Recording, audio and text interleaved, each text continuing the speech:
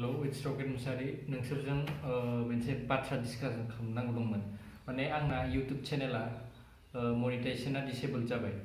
माने इसोरनो माबाबो हरदों आं मेलबो हरदों खिन्थु जाला बुंना बुंदों आरो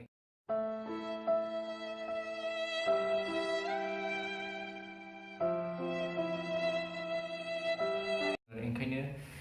दा माने आं गोदान चेनेल खुलिनो सानदों बेयाव नोंसोरो साबस्क्राइब खालामदो ओमफ्राय आगोलनि भिडिअसफोरखौ गोदोनियावनो मोनगोन रकेट मुसाहारियाव ओमफ्राय आगोलनि भिडिअसफोरखौ आं गोदानावबो होनो हानाय ओमफ्राय गोदान भिडिअखौ दा गोदान चेनेलाव मोनगोन आरो दाथ' उपाय गैया दा नोंसोरो आंखौ गोदान चेनेलखौ ग्र' खालामनो एसे हेल्प खालामदो आरोना ओमफ्राय बे भिडिअखौ जेसां हायो शेयार खालाम ओमफ्राय बे भिडिअखौ नोंसोरबो आपल'ड खालामनो हागोन गोदान चेनेलनि लिंकखौ होनानै दा खोथाया बेनोमोन आरो दा उपायथ' गैला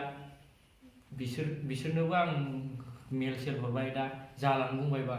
गोदान चेनेल खुलिखानांसिगोन एसे बुजिदो आगोलनि बायदि सापर्ट खालामफिनबाय थादो पेमेन्टथ' मोनखायाखै खेबसेबो गोदानखौ एसे आसा खालामदों आरो थाबनो ग्र' खालामनो नोंसिनि थाखायसो आंबो नोंसोर गैयाबाथ' आंबो गैया hope you all guys understand दा आंनि दा गोदान चेनेलखौ ग्र' खालामनायाव हेफाजाब खालामदो एसे ओमफ्राय माने आं दिनै आरो बे भिडिअखौ नोंसोर हायोबा शेयार खालाम ओमफ्राय गोदान चेनेलनि लिंकखौबो होनो हागोन आरो नोंसोरो आपल'ड खालामनो हागोन बे भिडिअखौ नोंसोर गोसोबा दा एसे बुजिदो नोंसोरो एसे माबाखौ भिडिअखौ जेसेबां हायो शेयार खालाम नोंसोरबो आपल'ड खालाम आं लिंकखौ होफागोन बे भिडिअजोंनो आपल'ड खालामबा इन्सटाग्राम आपल'ड खालामगोन आं